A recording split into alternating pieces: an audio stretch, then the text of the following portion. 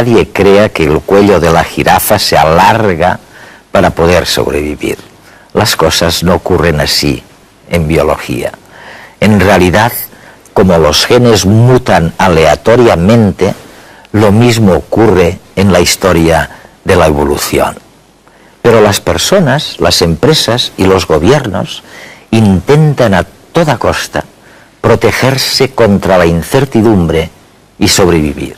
Y sin embargo, fallan. Un 10% de las empresas existentes desaparecen todos los años. ¿Por qué fallan? Paul Ormerod es un reputado analista económico que ha trasladado con éxito conceptos propios de la biología y la complejidad al campo de la economía. Hoy nos hablará de por qué casi todo falla.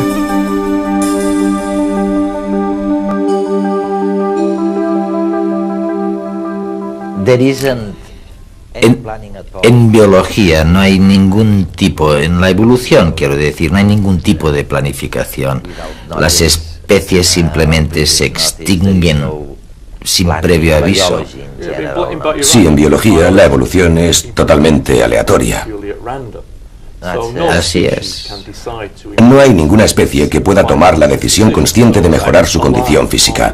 Por ejemplo, el león no puede decidir tener una pata más para perseguir más rápido a los antílopes. Es algo aleatorio. Pero...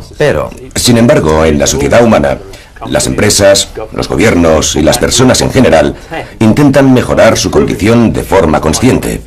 Intentan que las cosas vayan mejor, tanto para ellos mismos como para los demás. Pero aunque actuamos de forma consciente para mejorar nuestra condición, planificando mucho, intentando vislumbrar el futuro y tomando decisiones muy conscientes, pero si analizamos el resultado final, existen muchos paralelismos entre la sociedad humana y la biología. En biología, las especies se extinguen, y en la sociedad humana, las empresas y las políticas del gobierno fracasan. Por lo tanto, existe un fracaso generalizado en el mundo de la biología y el de los humanos. No solo existen paralelismos en el área del fracaso, sino en muchas otras áreas. Si se estudian los patrones matemáticos del fracaso, estas similitudes son mucho más patentes. Estamos en realidad descodificando una serie de patrones y de relaciones e interacciones de la naturaleza que tú y otros como tú sugerís que pueden ser aplicables a nuestras vidas personales, a nuestras vidas corporativas o a los estados. ¿Por qué este novedoso concepto? Intentaré darte un ejemplo. Si echas un dado, nunca puedes prever cuál va a ser el siguiente número que saldrá, porque es una acción totalmente aleatoria. Pero si echas el dado un número de veces suficiente como, por ejemplo, 1.000.000 de veces, o haces que el ordenador lo haga por ti, podremos determinar que 1 de cada 6 veces saldrá el 1, 1 de cada 6 veces saldrá un 2, y así sucesivamente. Así que sabremos cuál será el resultado, la distribución de las posibilidades. Y eso es exactamente lo que analizamos cuando investigamos este nuevo tipo de relaciones del mundo biológico y el humano. Buscamos la probabilidad de que sucedan diferentes cosas. Y en ocasiones, aunque no lo sepamos descubrir en detalle, podemos tener la certidumbre de que presenciaremos grandes fracasos. No sabremos cuál fracasará, pero sabemos que habrá un número X de fracasos. Exacto. Sabemos que la mayoría de las veces el índice de fracaso será bajo, pero a veces se produce un fracaso muy grande de forma totalmente natural. Pero las empresas resurgen a pesar de estas complejas interconexiones que son imposibles de anticipar por mucho que se intente. Son imposibles de ver porque son muy complejas. Y son precisamente estas conexiones, algunas de las cuales son muy indirectas y no son percibidas directamente por los individuos, las que dotan de fuerza a los sistemas. También son una amenaza para los individuos, ya que puede surgir un problema importante de una forma totalmente imprevista.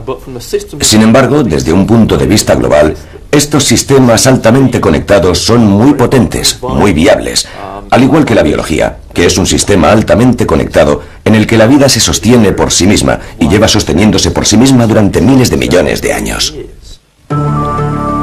La teoría del caos y el estudio de los sistemas complejos revolucionaron la ciencia del siglo XX. Gracias a esta nueva perspectiva hemos empezado a descifrar un lenguaje que comparten disciplinas tan alejadas como la climatología, la genómica o la economía. Y eso es una revolución completa en la ciencia, porque según Newton y Laplace y el paradigma antiguo, la idea era que si uno solamente podría conseguir todos los parámetros de un sistema con una precisión muy alta, uno podría predecir exactamente cómo se iba a comportar ese sistema. Ahora sabemos que eso es cierto solo en casos muy limitados, y que en casos complejos como en ecosistemas, en la sociedad, en relación con la tierra y el clima, quizás ya no podemos estar tan seguros. El profesor Harding es director del máster en ciencia holística del Schumacher College en Reino Unido. Sus conocimientos lo llevaron a colaborar con James Lovelock en el desarrollo de la teoría de Gaia. Para Harding, la biología puede enseñarnos mucho sobre economía.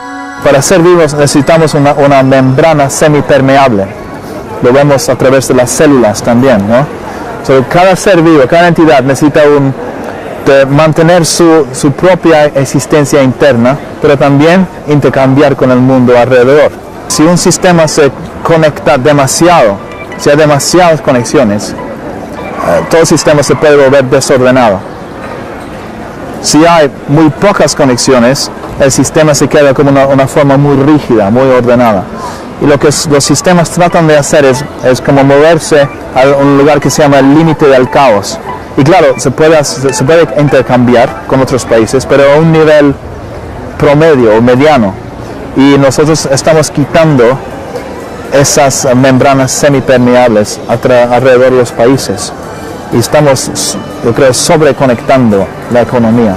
Lo que tratamos de hacer en la ciencia holística, nuestra maestría en ciencia holística en Schumacher College, no es de aplastar el razonamiento, eso sería terrible, y no de negar los grandes acontecimientos de la ciencia, pero de reunir la ciencia con un sentido más intuitivo, con las calidades. Tratamos de reunir los dos. Vamos a llevar gente a un ecosistema y vamos a pedirles sus reacciones al ecosistema. ¿Cuáles palabras pueden usar para describir el ecosistema? Feliz, alegre, triste, gris, amplio, restringido. Escriben sus palabras. Esas palabras se ponen en un análisis estadístico para ver cuáles son las similaridades entre esas palabras. Y luego hacemos mediciones cuantificadas en el ecosistema y vemos cuáles son las correspondencias. Hemos hecho un estudio muy pequeño y descubrimos que las correspondencias son muy buenas entre las percepciones de calidades y las percepciones cuantificadas. Paul,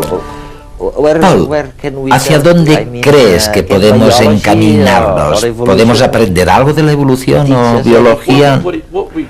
Creo que podemos aprender que no solo es necesario ser flexibles, sino que es importante innovar, probar diferentes cosas. Creo que eso es lo más importante. Y en cierto modo, este es el camino que está siguiendo la economía. De hecho, hay un par o tres de economistas que han recibido recientemente el premio Nobel que consideran que la economía no se basa en la planificación racional, en gente intentando encontrar la mejor solución posible, sino en pensar que las personas tienen una habilidad mucho más limitada. Primero prueban una cosa y si falla, prueban otras. Y así es, en cierto modo, cómo funciona la biología. No es un proceso consciente. Los genes mutan aleatoriamente y la mayoría de las mutaciones fallan, pero de vez en cuando una mutación da un mejor resultado. Y así funcionan las empresas de éxito, las personas de éxito y, en cierta medida, los gobiernos de éxito. Tienen esta flexibilidad y esta voluntad de innovación. Es algo que se ve continuamente en las empresas de éxito, que, por muy grande que sea su éxito, siempre están probando cosas nuevas. Y aunque saben que la mayoría de estas innovaciones acabarán fracasando, vale la pena innovar porque, siempre y cuando no les cueste demasiado dinero, se consigue algún éxito que compensará el coste de estos fracasos. Tú mencionas el tema de las extinciones, en las que habría una relación entre el tamaño y la frecuencia. Sin duda alguna. En el pasado hubo un número muy reducido de extinciones muy grandes, desde el punto de vista del porcentaje de especies que se extinguieron, y esto es algo que relacionamos con el patrón de las empresas. En la mayoría de los períodos biológicos, las tasas de extinción son muy bajas. Por lo tanto, vemos muchas pequeñas extinciones y unas pocas grandes extinciones. Y es posible establecer una relación matemática entre estos elementos basada en la frecuencia con la que se producen los diferentes tamaños de extinciones. La mayoría son extinciones de pequeñas dimensiones. Apenas se ven extinciones grandes, aunque existen. Poquísimas. Por otro lado, si estudiamos el fenómeno de la desaparición de las empresas, suele sorprender el hecho, incluso a los economistas les sorprende este hecho, que más del 10% de todas las empresas desaparecen cada año, sean americanas o europeas, porque estos datos hacen referencia tanto a empresas americanas como europeas. Más del 10%. Cada año. Cada año. ¿Grandes o pequeñas? Ambas. No importa el tamaño. Es cierto que las empresas pequeñas presentan una mayor probabilidad de fracaso que las grandes, porque muchas cometen errores muy tontos a la hora de gestionar el cash flow. Lo hacen mal. Pero si una empresa lleva 2 o 3 años en funcionamiento, aunque sea pequeña, su tasa de extinción es muy similar incluso a la de las más grandes. Si se analizan los datos año por año, o sector por sector, o país por país, siempre se ve el mismo patrón. Y en determinados períodos y sectores, a veces tienen lugar extinciones muy grandes. Y muchas de las empresas de un sector o de un área específicos se extinguen en un solo año. Por regla general, se trata de un índice bastante bajo. Y su patrón matemático es casi idéntico al que se refleja en los restos fósiles. Es paradójico, porque cuando estudiamos los patrones de extinción en biología, los consideramos totalmente aleatorios, al igual que los fracasos y las mejoras y la mutación de los genes. Sin embargo, en el mundo humano, las empresas intentan no extinguirse y procurar mejorar su capacidad de supervivencia de forma consciente. Y sin embargo, el tamaño de las extinciones en estas dos áreas totalmente distintas es muy similar. Empresas que se crean, grandes, pequeñas, empresas que desaparecen tan rápidamente como aparecieron, de forma drástica.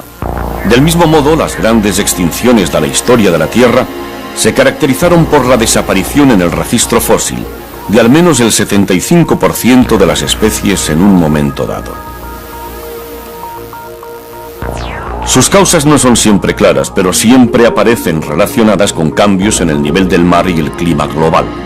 Se habla de 5 grandes extinciones.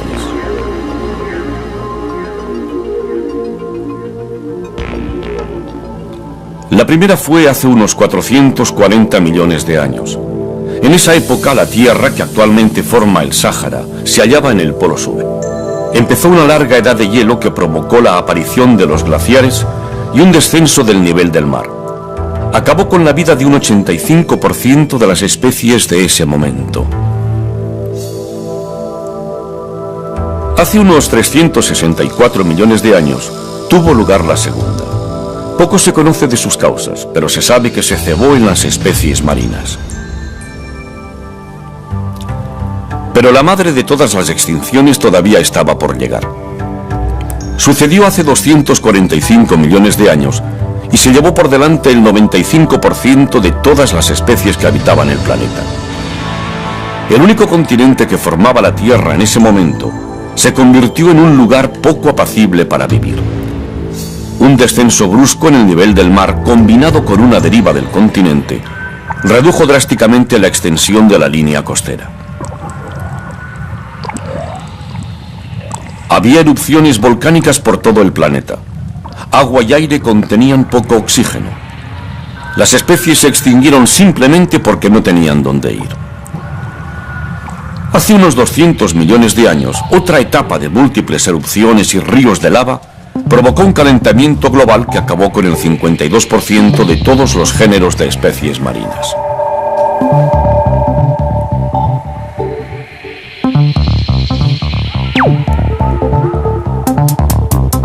La extinción más reciente también ha sido la más cinematográfica. El impacto de un enorme asteroide contra la Tierra acabó con los dinosaurios hace 65 millones de años. El espacio ecológico que dejaron permitió la gran expansión de los mamíferos. Como una buena estrategia empresarial, aprovecharon la situación para posicionarse en el mercado. Pero tarde o temprano todo termina desapareciendo. Cada año se destruyen un 10% de las empresas que existen. El 99,9% de las especies que alguna vez han poblado la faz de la Tierra ya no están entre nosotros. Se mire como se mire, el futuro es la extinción. La diferencia radica en que cuando se habla de la evolución, se piensa, bueno, en cosas como se cayó un meteorito o que pasó algo similar y nadie busca las causas básicas del fracaso. Pero hay personas como tú que buscáis estas causas en el mundo económico y creéis que el fracaso se debe a algún motivo concreto. Bueno, ¿a qué se debe?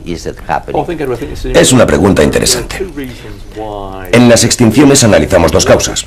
En primer lugar, se puede tratar de algo externo, de algo que cae, un meteorito o algo así, y esto tiene su paralelismo en la economía. Por ejemplo, en el mundo occidental, bien sea en España o en Gran Bretaña, da igual, si estallara de repente una guerra en Oriente Medio y el precio del petróleo subiera a $150 el barril, muchas empresas se extinguirían como resultado de este hecho. Sería tan chocante para ellas como que cayera un meteorito en España. Es lo mismo.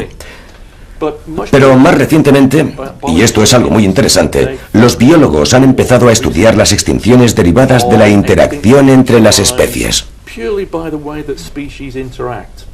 Es verdad.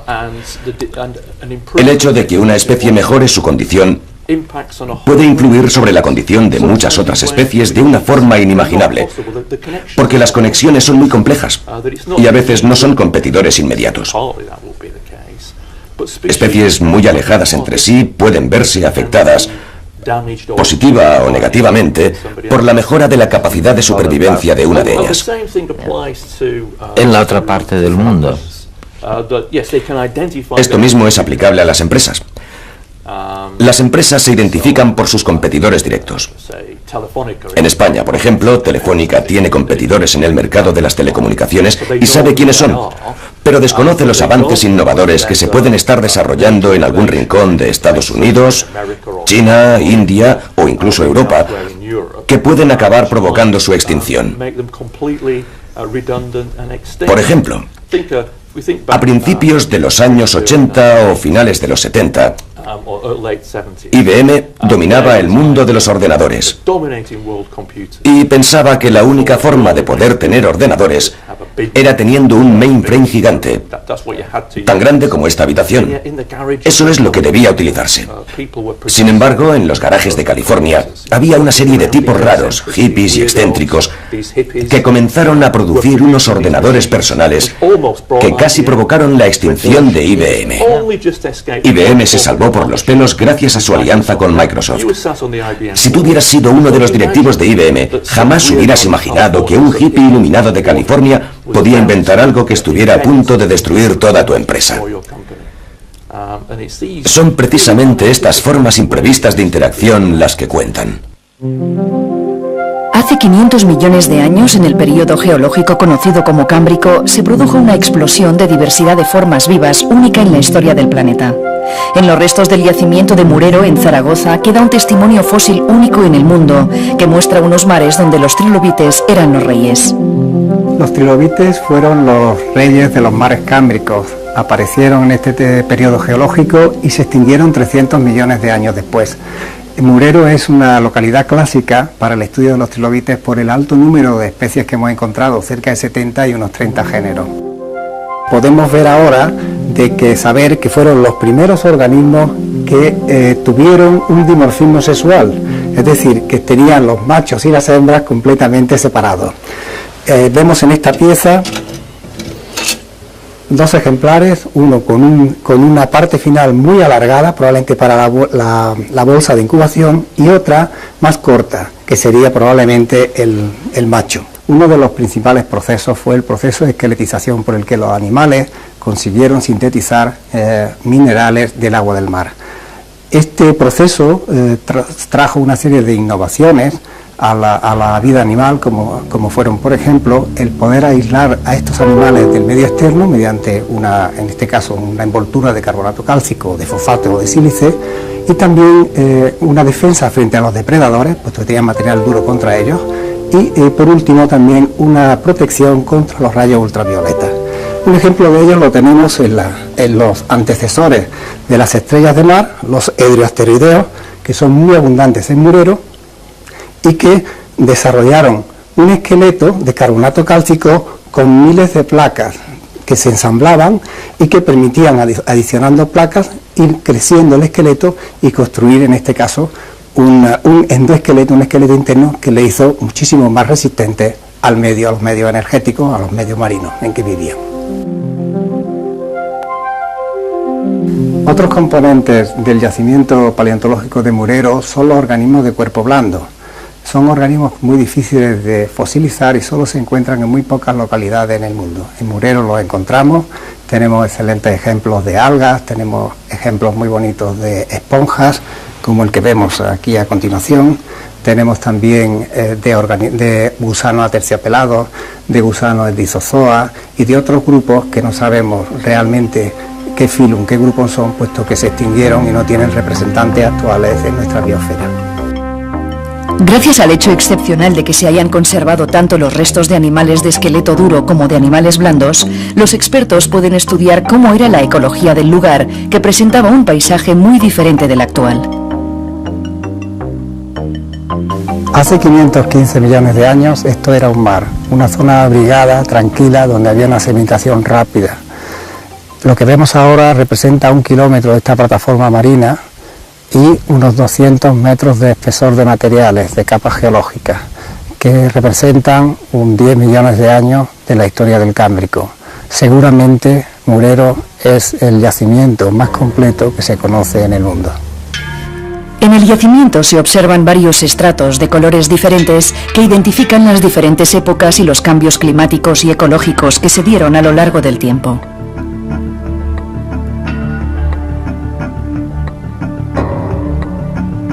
Estamos en un límite entre dos grandes épocas del Cámbrico.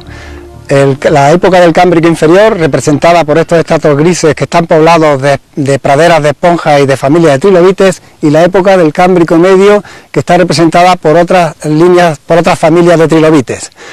En medio tenemos un gran evento de extinción llamado el evento Valdemiedes, que es un evento global de primer orden y que extingue la mayoría, el 90% de las familias de trilobites, y los grupos que pasan a través de este evento de Valdemiedes, representado por esta arcilla y estos niveles arenosos, están miniaturizados por el problema de que no tienen nutrientes. La característica fundamental del yacimiento de Murero es la gran abundancia de fósiles que contienen sus rocas. A veces encontramos por metro cuadrado varios cientos de miles de ejemplares. Esto hace de Murero un sitio ideal para realizar estudios de cómo fue la explosión de la vida en el Cámbrico. Las hipótesis que nosotros manejamos actualmente es que se sucedieron una serie de extinciones selectivas que extinguieron parte de estas faunas que iban apareciendo y fueron seguidas de otras radiaciones que dieron lugar a nuevos modelos estructurales. Al final del Cámbrico, los cambios climáticos importantes que se sucedieron dieron al traste con toda esta primera biosfera animal de la historia de la Tierra.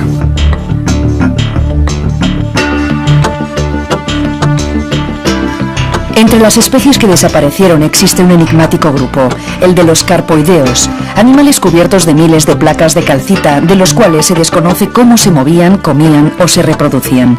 Queda, por tanto, todavía mucho por descubrir.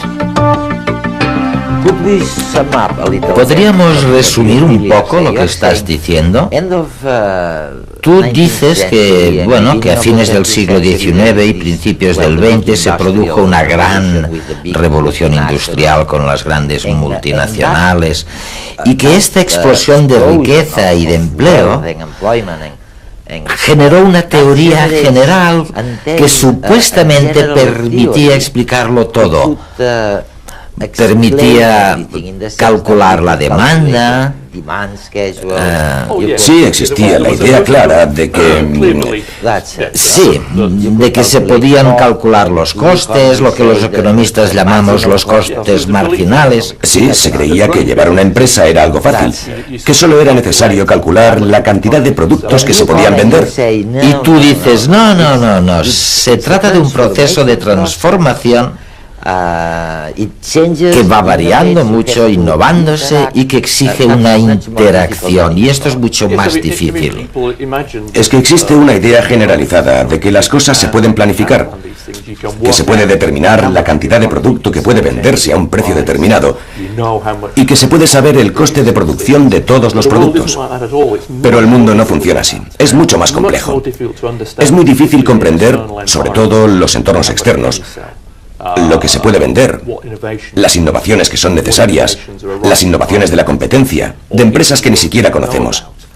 Gestionar una empresa es un proceso muy difícil e intelectual, donde la clave del éxito reside en la capacidad de innovar y probar nuevas cosas para ver cómo funcionan sin incurrir en demasiados gastos. Esta es la clave del éxito, más que el exceso de planificación. Pero es paradójico que la incertidumbre de la que estamos hablando, que hoy sea mayor que hace años. No estoy tan seguro de que sea así. Creo que la incertidumbre es propia de la condición humana. El mundo se caracteriza por esta incertidumbre. La incertidumbre sobre lo que sucederá en el futuro y cuáles serán sus consecuencias. Y creo que esto es un aspecto importante. Las consecuencias de nuestras acciones, de las decisiones de los gobiernos. Planificar con propósito. De hecho, creo que aquí es donde fallan los gobiernos, porque creen que el mundo es sencillo y que les permitirá llevar a cabo sus objetivos.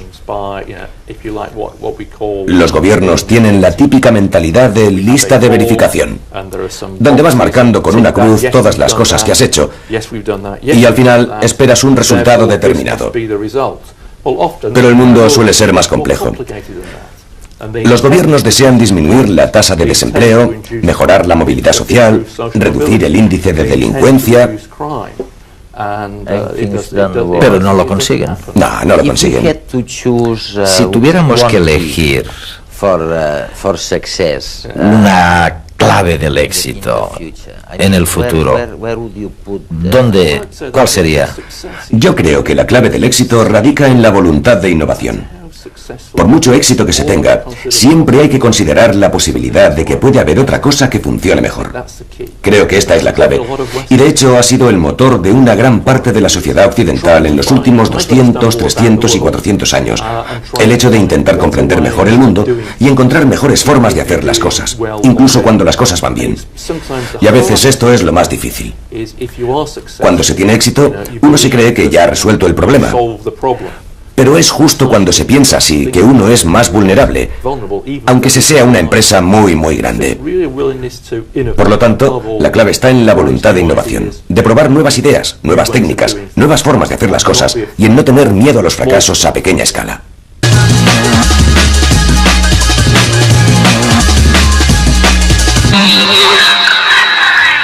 Un equipo de científicos australianos y españoles ha descubierto cómo afectan los genes que inducen cáncer a las zonas sanas del ADN responsables de controlar el crecimiento masivo de células. Si bien se sabía que las células cancerígenas podían desactivar los genes que evitan el crecimiento de tumores, Ahora se ha comprobado que en el caso del cáncer de colon, las células cancerígenas también provocan una mutación a los genes que se encuentran en la misma región del ADN. Se desactivan tras un proceso de mutilación y una vez silenciados, incrementa la capacidad destructiva. Ahora que los científicos son capaces de entender mejor el comportamiento de las células cancerígenas, esperan poder detectar antes el cáncer de colon, aparte de verificar si sucede lo mismo en otro tipo de cánceres. Además, con el fin de mejorar el tratamiento, se está estudiando la forma de volver a activar los genes que han sido desactivados por las células cancerígenas. ¿Qué es lo que hace que algunas personas sean más inteligentes que otras? Una nueva investigación revela que la clave está en la forma en que se desarrolla el cerebro, más que en el tamaño. Siempre se había pensado que las personas que muestran mayor inteligencia es por la cantidad de materia gris que tienen. Pero ahora se ha descubierto que no solo depende de ella.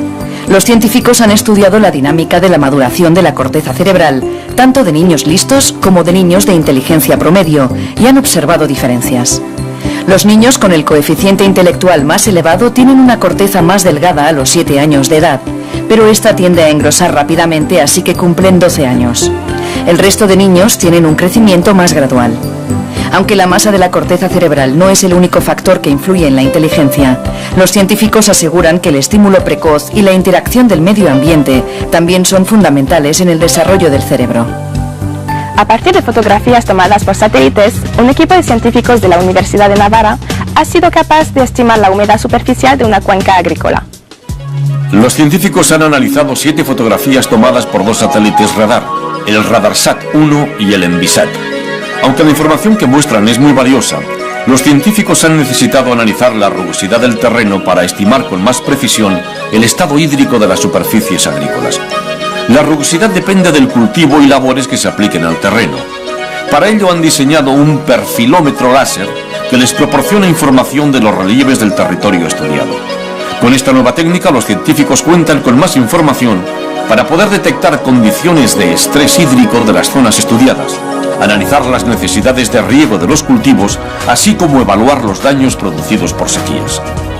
Científicos de la University College de Londres han descubierto que los lagos ocultos bajo la superficie de la Antártida están conectados por una red de ríos que transportan miles de kilómetros de agua. Los lagos subterráneos de la Antártida siempre han sido un misterio.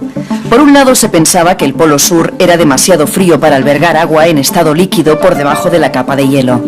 Pero estudios con satélites de los años 70 demostraron la presencia de lagos a varios kilómetros bajo la superficie. Además se pensaba que los lagos estaban estancados, por lo que no había comunicación entre ellos. Pero un reciente estudio basado con imágenes de unos satélites de la Agencia Espacial Europea han demostrado que los lagos no son ecosistemas aislados, sino que están interconectados. Los expertos ahora advierten que cualquier estudio internacional que tenga como finalidad perforar los lagos debe ser revisado con cautela, puesto que podría contaminar otros reservorios de agua.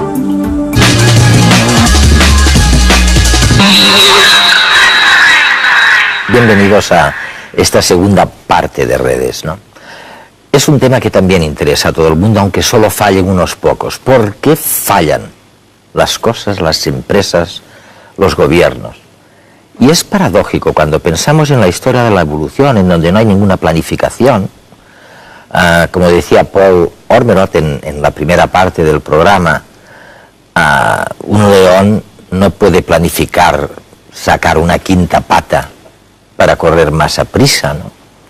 Y en cambio nosotros estamos planificando todo el rato, las empresas a 2 años, a 1 año, a 5 años, a 10 años, y los dos fallan, los que planifican y los que no planifican, ¿no? ¿Nos puede enseñar algo los fallos y los éxitos en el mundo biológico? O sea, estamos aprendiendo, tenemos algo que aprender, ¿nos ha enseñado algo la evolución, sí, yo pienso que nos puede enseñar muchísimo.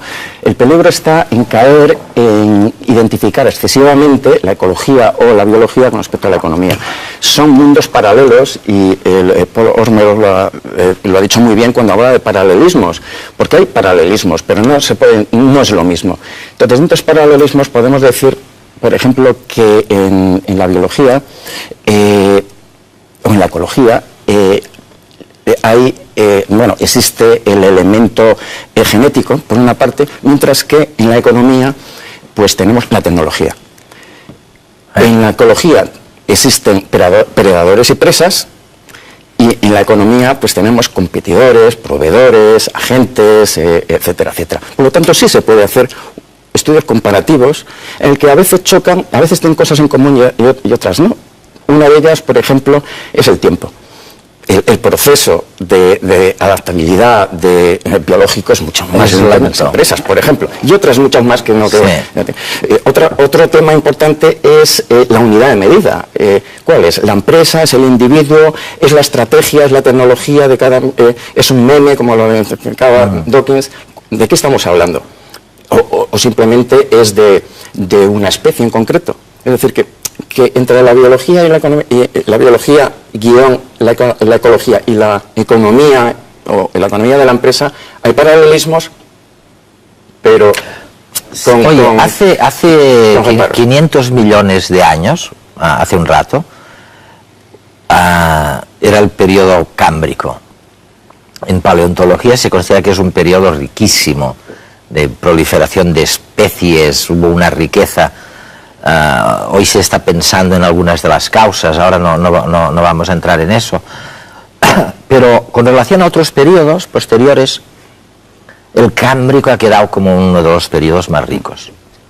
En economía, entre 1880 y 1910, hay un periodo brutal, o sea, en que nacen realmente las empresas y las multinacionales, y es... los economistas me decís que básicamente se debió a dos cosas, a los inversores anónimos, que no tenías por qué ni conocerlos, y a la responsabilidad limitada, en el sentido de que uno invertía en un negocio, pero no ponía en peligro su casa, ¿no? Lo que fuera, pero el hecho es que hubo un periodo muy rico en innovaciones económicas. ¿Estamos en un periodo igualmente rico en innovación o estamos en un periodo muy flojo? ¿Puedo contestar? Muero de ganas de algo. No, ahora exactamente no estamos en ese periodo, pienso yo. Kaufman, que es uno de los padres de la complejidad, de la complejidad, un biólogo, pone el ejemplo. Kaufman, aparte de ser un biólogo, se introdujo en el campo de la economía, por lo tanto, viene muy bien al caso. Puso el ejemplo de la bicicleta. Cuando se inventó la bicicleta, surgieron infinidad de modelos de bicicleta, de diseños. Sí. Infinidad. Un poco como el mundo cámbrico en el que están mencionando hace casi 500 millones de años. Surgieron infinidad de modelos. Pero ¿qué es lo que ocurre? Que poco a poco se da un proceso de restricciones de diseño, y poco a poco, en el transcurso del tiempo, la bicicleta hoy en día está tan perfeccionada que simplemente se pueden dar mínimos cambios, mínimos, hoy en día. Entonces, si todo esto lo aplicas a la tecnología en general, es cada vez más difícil llevar a cabo eso. Pero siempre que haya un cámbrico, claro, digamos. Exactamente, pero siempre surgen nuevas tecnologías que parten de cero, más o menos, ¿no? Oye, luego me vais a explicar por qué hay fracasos tan sonados, y os voy a pasar un reportaje primero sobre esto. Cuando surge una empresa, como cuando aparece una especie nueva, nadie puede predecir si tendrá éxito. Es una de las cosas más difíciles que hay, porque cuando nace una empresa normalmente nace a veces de una forma espontánea, otras veces surge de la casualidad, otras veces surge incluso de estrepitosos fracasos. Las casualidades también forman parte, y los accidentes, de lo que sería la prosperidad o el triunfo de una empresa. Esta compañía, que fue la que inventó la tirita y que inventó también los polvos de talco, obtuvo estos triunfos a partir de casualidades. Los polvos de talco, porque cuando unas yesos que hacía para las personas que se rompían, por ejemplo, el brazo, producían picores, y la gente le pedía un producto que aliviara esas molestias. Descubrieron que poniendo unos saquitos de esos polvos en los yesos se aliviaba el dolor, pero es que al final la gente acabó pidiendo más el polvo de talco que no el yeso. Nos sorprendería ver que muchas de las grandes empresas que han prosperado surgieron más bien de la casualidad, de la suerte, de muchos factores distintos. No suelen salir de ideas, al contrario, normalmente cuando se vive de una sola idea se suele fracasar, porque siempre hay alguien que lo hace mejor. Pero hay excepciones. Por ejemplo, Chupa Chups, durante más de 40 años estuvo viviendo del invento de un caramelo pegado o pinchado de un palo. y nunca mejor dicho. Eso fue un invento que le duró hasta principios de los años 2000, en que, como sucede con todo producto o con la misma evolución de las especies, tuvo que ver y tuvo que evolucionar y dedicarse a hacer otros productos para no morir.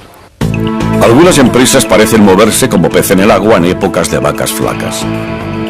Las empresas forman parte de un entorno, hasta el extremo que deben adaptarse a él para satisfacer la demanda que se les solicita. Rebobinemos, vayámonos a la posguerra. Lluís Carulla, un hombre que iba para notario, tuvo que abandonar ese proyecto por la guerra civil. Se convirtió en empresario a partir de la intención de cubrir la necesidad de la sociedad, viendo que en una época de escasez un buen puchero de caldo era muy necesario. Así surgió Gallina Blanca y unos años después los cubitos de caldo Avegrem. La clave, adaptarse al medio. Las acciones del rinoceronte están por los suelos. La destrucción de su hábitat lo está llevando a la bancarrota. En el mundo de la empresa también hay víctimas de la evolución, como pasa con las especies. El mundo, la sociedad, es cambiante y hay que estar preparado para reinventarse, si no, se muere. Hay empresas que surgieron, que tuvieron muchísimo éxito, pero que no supieron adaptarse a los cambios. Por ejemplo, Polaroid vivió durante muchos años de la ventaja competitiva de ofrecernos las fotografías casi al instante. Pero ¿qué pasó? Fue víctima de los cambios, el nacimiento de la película de Super 8, el vídeo, no supo adaptarse y murió. Hoy es únicamente una marca que forma parte de un grupo que fabrica otras cosas. Pero incluso al borde de la extinción, una mutación, un giro inesperado puede representar la salvación. Es un mundo cambiante y hay que estar preparado para reinventarse. Por ejemplo, Apple. Apple era un fabricante básicamente de ordenadores. Lo que hizo es tener una gran crisis, vender pocos ordenadores y llegar a un punto en el que tuvo que repensarse y pensar que tenía que sacar algo al mercado, ser ingenioso y sacar un producto que realmente provocara una revolución. Lo hizo con el iPod y fusionó tres industrias que hasta entonces no se había hecho: informática, electrónica de consumo, industria discográfica en un solo producto. Gran éxito. Todos esos ingresos y esa gran revolución le han permitido revolucionar también su rama tradicional de ordenadores. Pero no siempre una mente pensante es garantía de éxito. Hay ejemplos de grandes fracasos también en el mundo de las empresas, imposibilidad de adaptarse o tratar de vender cosas que en realidad no son lo que parecen o aparentan, ¿no? Por ejemplo, Terra empezó como un invento en una época en la que estaba muy de moda las grandes empresas.com, había muchísimas expectativas, pero como bien se dice, aunque la mona se vista de seda y aunque haya momentos de fiebres bursátiles, que las hay siempre en el mundo de la empresa y en el mundo de las finanzas, llega un momento en que se descubre la verdad, y la prueba es que al final Telefónica acabó comprando Terra por menos de la mitad de lo que la había vendido a los pequeños accionistas. No hay fórmulas preestablecidas para no terminar con el agua al cuello y pasar a la posteridad como especie o como empresa.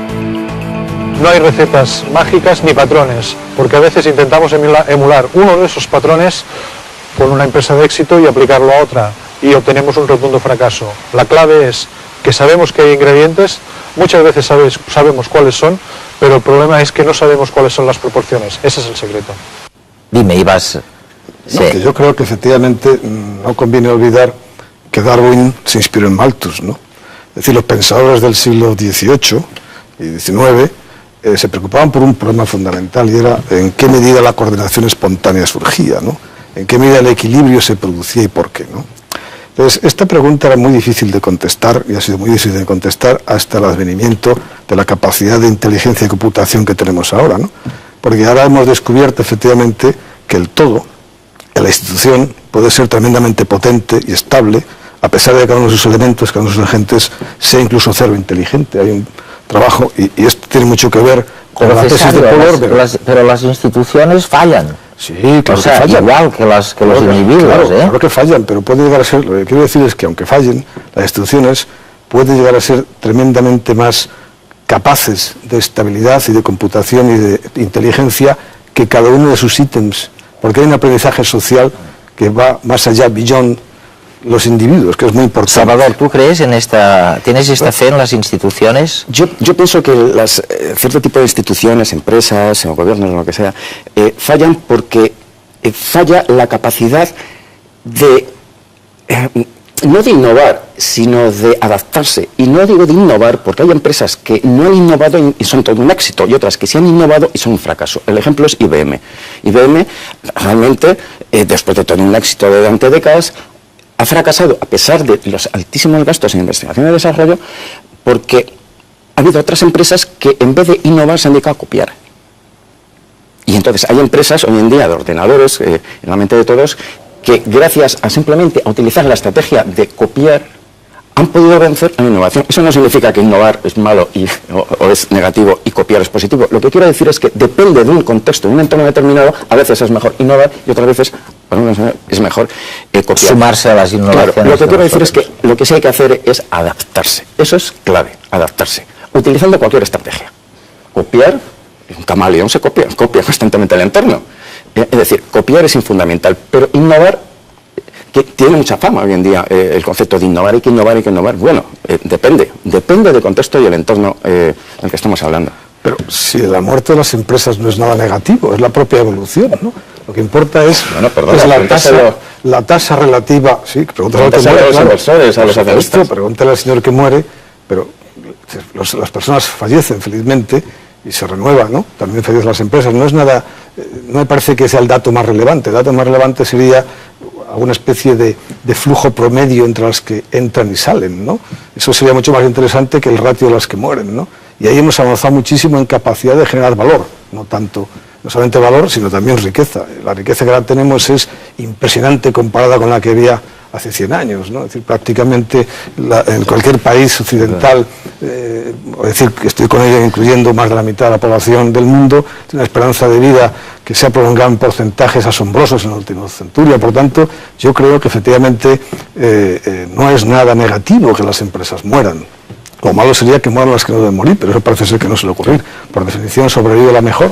Bueno, no es un problema grave, ¿no? Otra cosa es, si tuviéramos una varita mágica para predecir qué causa, efectivamente, el que una empresa concreta o un sector muera. Yo creo que es una pregunta, salvo un análisis ex post mortem, un análisis forense, que es hacia atrás, hacia adelante, es una pregunta incontestable prácticamente, ¿no? Y la otra cara de la moneda del éxito, forma parte del avance y de la adaptabilidad. Tienen que morir, evidentemente, aquellas que no se adaptan. Salvador insiste mucho en la palabra adaptarse, ¿no? Saber adaptarse, y a mí eso me suena perfectamente normal, quiero decir, ahí está Darwin, ¿no? Ahí están las especies, las que no se adaptan.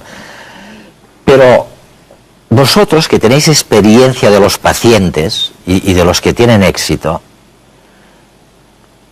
aparte de esta genérica de incapacidad de adaptarse, ¿hay algunos factores específicos que habéis determinado, que habéis detectado por los que las empresas fallan? Pues en mi opinión personal, yo creo que un factor clave es la incapacidad de exploración. Es decir, ya les va bien, como están, y en principio explotan su éxito excesivamente, ¿no? Y no exploran. Yo creo que es fundamental explorar. Y en esa exploración, pues probablemente de 5 iniciativas, 4 no son válidas, pero la quinta es la supervivencia, ¿no? Entonces las empresas deben explorar. En esa actividad de generación de riqueza que hay que descubrir, que es la explotación y la exploración, hay que combinar hábilmente las dos. Salvador, ¿tú ves otra? Sí, estoy totalmente de acuerdo con lo que está diciendo, y de hecho cuando comenté antes sobre la bicicleta, el desarrollo tecnológico de la bicicleta, la primera fase de multitud de diseños es la exploración de la que estás hablando, y luego cuando se encuentra un diseño aceptable, un diseño adecuado, semi-optimizador, entonces es cuando se insiste en ese modelo, ¿no? Y esa es la manera, a mi entender, estoy de acuerdo contigo, correcta, de evitar el fracaso, de mejorar. Claro, fíjate que la bicicleta se llama bicycle, 2 ciclos, o sea, el concepto de bicicleta son 2 ruedas. Y fíjate cómo ha evolucionado en los últimos 40 o 50 años, ¿no? Y todavía queda mucho por evolucionar, porque lo que damos es un atributo con la bicicleta, con 2 ruedas que debemos dar un atributo. Ya se ve perfectamente, estoy seguro, de que hay cantidad ya hay empresas preparadas para presentar el próximo modelo, concepto de bicicleta, muy alternativo al que ahora vemos. No quiero hacer previsiones, pero podría lucubrar de lo que podemos ver, ¿no? Oye, nada más que era un pequeño apunte, pero ya es a nivel de explotación de las pequeñas ventajas técnicas que puede dar una bicicleta.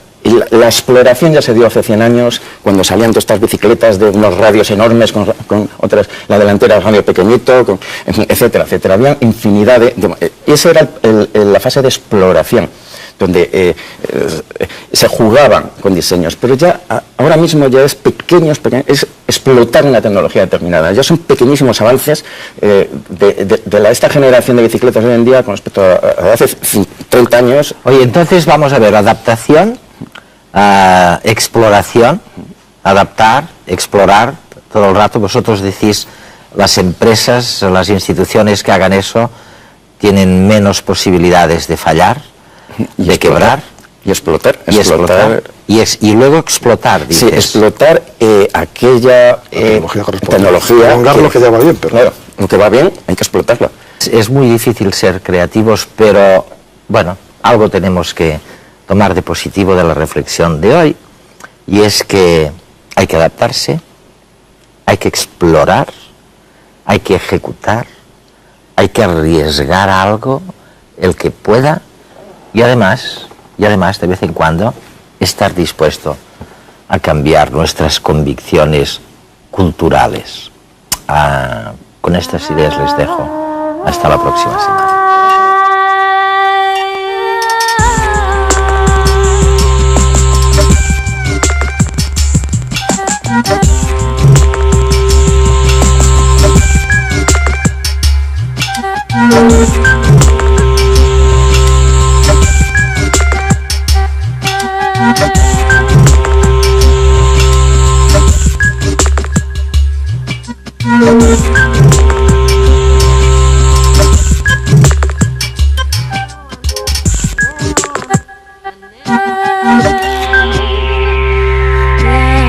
De relaciones del mundo biológico y el humano. Buscamos la probabilidad de que sucedan diferentes cosas. Y en ocasiones, aunque no lo sepamos descubrir en detalle, podemos tener la certidumbre de que presenciaremos grandes fracasos. No sabremos cuál fracasará, pero sabemos que habrá un número X de fracasos. Exacto. Sabemos que la mayoría de las veces el índice de fracaso será bajo, pero a veces se produce un fracaso muy grande de forma totalmente natural. Pero las empresas resurgen a pesar de estas complejas interconexiones que son imposibles de anticipar por mucho que se intente. Son imposibles de ver porque son muy complejas. Y son precisamente estas conexiones, algunas de las cuales son muy indirectas y no son percibidas directamente por los individuos, las que dotan de fuerza a los sistemas. También son una amenaza para los individuos, ya que puede surgir un problema importante de una forma totalmente imprevista. Sin embargo, desde un punto de vista global, estos sistemas altamente conectados son muy potentes, muy viables, al igual que la biología, que es un sistema altamente conectado en el que la vida se sostiene por sí misma y lleva sosteniéndose por sí misma.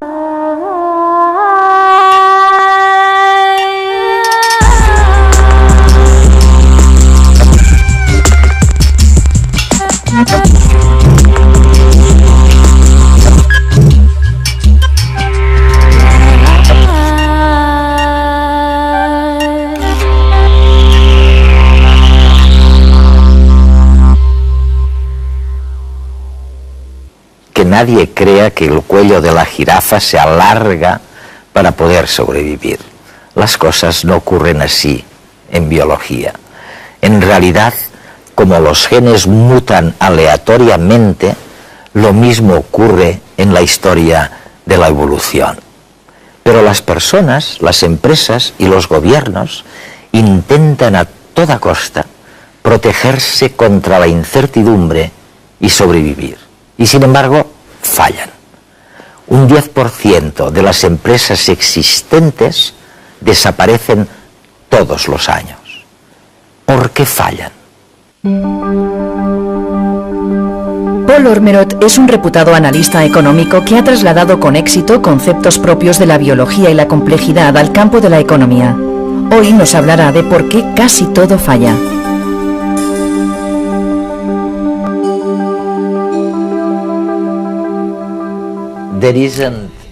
En biología no hay ningún tipo, en la evolución quiero decir, no hay ningún tipo de planificación. Las especies simplemente se extinguen sin previo aviso. Sí, en biología la evolución es totalmente aleatoria.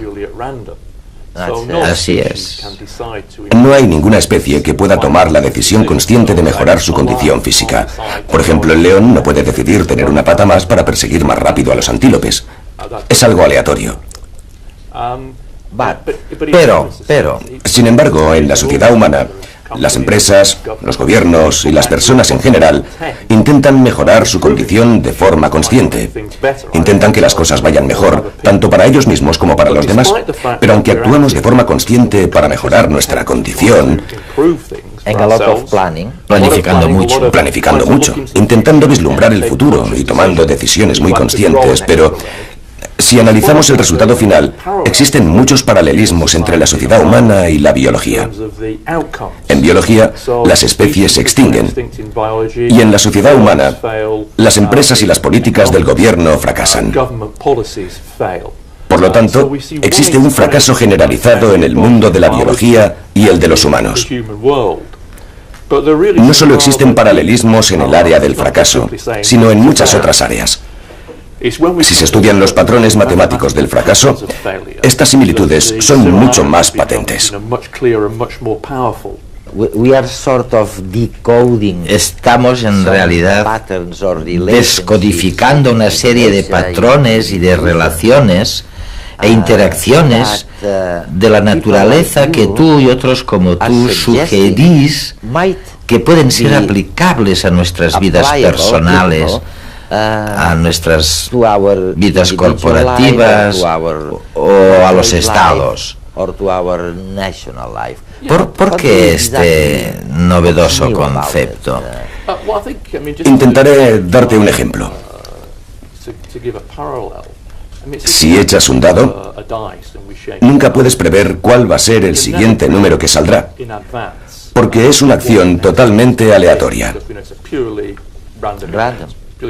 Pero si echas el dado un número de veces suficiente como, por ejemplo, 1.000.000 de veces, o haces que el ordenador lo haga por ti, podremos determinar que 1 de cada 6 veces saldrá el 1, 1 de cada 6 veces saldrá un 2, y así sucesivamente.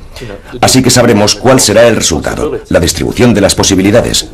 Y eso es exactamente lo que analizamos cuando investigamos este nuevo tipo de prisma durante miles de millones de años. La teoría del caos y el estudio de los sistemas complejos revolucionaron la ciencia del siglo XX. Gracias a esta nueva perspectiva hemos empezado a descifrar un lenguaje que comparten disciplinas tan alejadas como la climatología, la genómica o la economía. Y eso es una revolución completa en la ciencia, porque según Newton y Laplace y el paradigma antiguo, la idea era que si uno solamente podría conseguir todos los parámetros de un sistema con una precisión muy alta, uno podría predecir exactamente cómo se iba a comportar ese sistema. Ahora sabemos que eso es cierto solo en casos muy limitados, y que en casos complejos como en ecosistemas, en la sociedad, en relación con la tierra y el clima, quizás ya no podemos estar tan seguros. El profesor Harding es director del máster en ciencia holística del Schumacher College en Reino Unido. Sus conocimientos lo llevaron a colaborar con James Lovelock en el desarrollo de la teoría de Gaia. Para Harding, la biología puede enseñarnos mucho sobre economía. Para ser vivos necesitamos una membrana semipermeable. Lo vemos a través de las células también, ¿no? Cada ser vivo, cada entidad necesita mantener su propia existencia interna, pero también intercambiar con el mundo alrededor.